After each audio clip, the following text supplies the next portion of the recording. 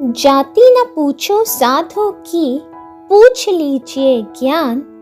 मोल करो तलवार का, पड़ा रहन दो म्यान। अब यहाँ पे कबीर दास जी कहते हैं कि हमें कभी भी साधु की जाति के विषय में नहीं पूछना चाहिए, बल्कि उसके ज्ञान से महत्व रखना चाहिए। अब साधु कौन होते हैं? साधु से यहाँ पर कबीर दास जी का तात्पर्य है किसी महात्मा या ज्ञानी पुरुष से जो जिसमें ज्ञान का भंडार हो। तो इसीलिए वे कहते हैं कि साधु की या महात्मा या ज्ञानी पुरुष की जाति के विषय में ना पूछकर आप उसके ज्ञान के विषय में बात करें।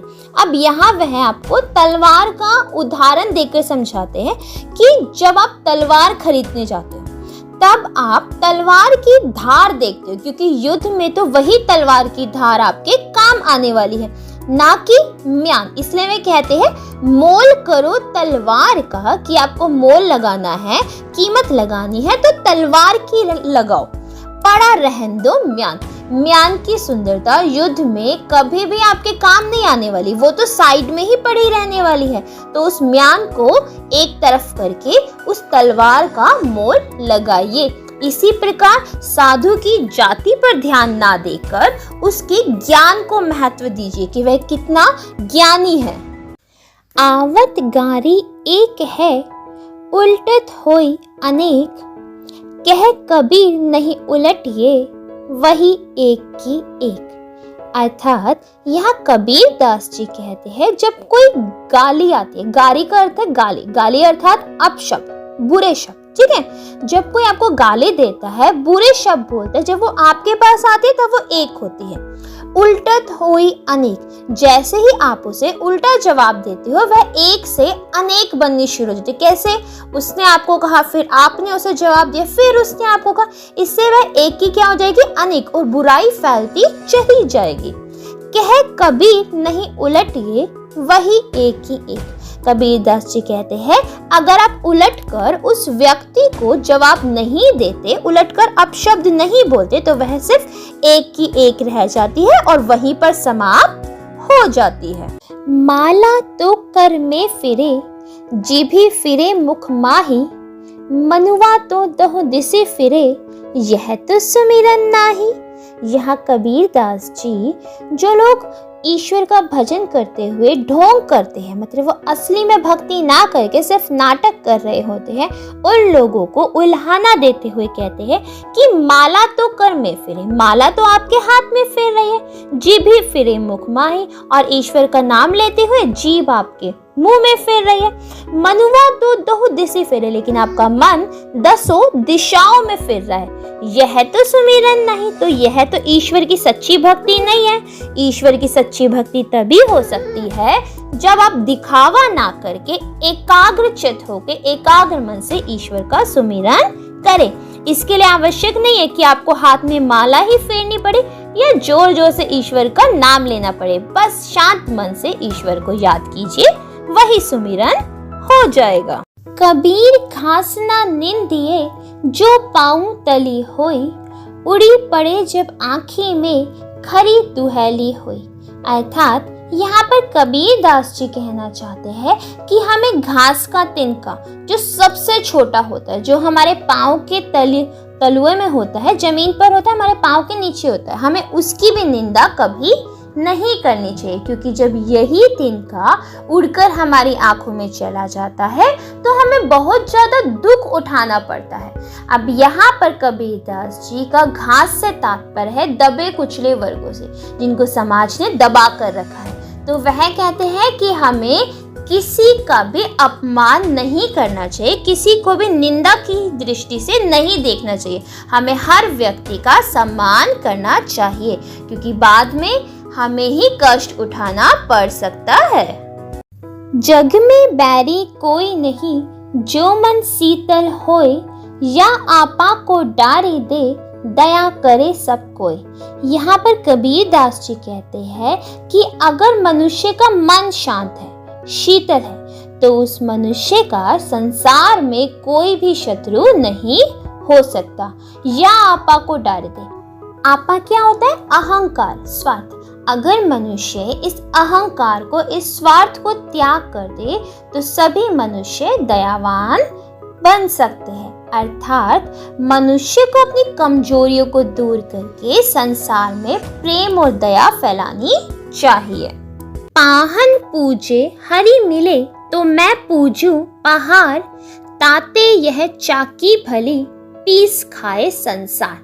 अर्थात यहाँ पर कबीर दास जी कहते हैं कि अगर पाहन पूजने से, पाहन अर्थात पत्थर, कि अगर पत्थर की पूजा करने से ईश्वर प्राप्त होते हैं तो मैं पहाड़ पूजने के लिए तैयार हूँ। यहाँ पर कबीर दास जी मूर्ति पूजा पर कटाक्ष कर रहे हैं। वह मूर्ति पूजा का विरोध करते हुए यह दोहा कह रहे हैं। वे कहते हैं ताते यह चाकी भली पीस खाए संसार। वे कहते हैं उससे तो ये चक्की अच्छी है जिस पर पिसा हुआ आटा खाकर लोगों का पेट तो भरता है, जो हमारे पेट भरने के काम तो आती है। बुरा जो ढूंढन मैं चला, बुरा न मिलिया कोई, जो दिल खोजा आपना, मुझसे बुरा न कोई।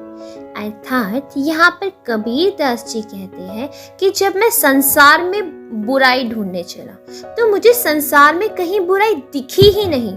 जो दिल खोजा आपने, जब मैंने अपने अंदर बुराइयों को देखा तो मैं पाता हूँ कि मुझसे बुरा तो इस संसार में कोई है ही नहीं। यहाँ पर कबीर दास जी कहना चाहते हैं कि हमें दूसरों में बुराई ढूंढने से पहले अपने अंदर की बुराइयों को देखना चाहिए। हम अक्सर दूसरों में बुराइयां ढूंढते हैं कि इसमें ये बुराई है, ये बुराई, इससे इन्हें सुधारना चाहिए। उससे पहले आवश्यक है कि हम अपने अंदर की बुराइयों का पहले अंत करें, उसके बाद ही संसार में बुराई ढूंढना शुरू करें।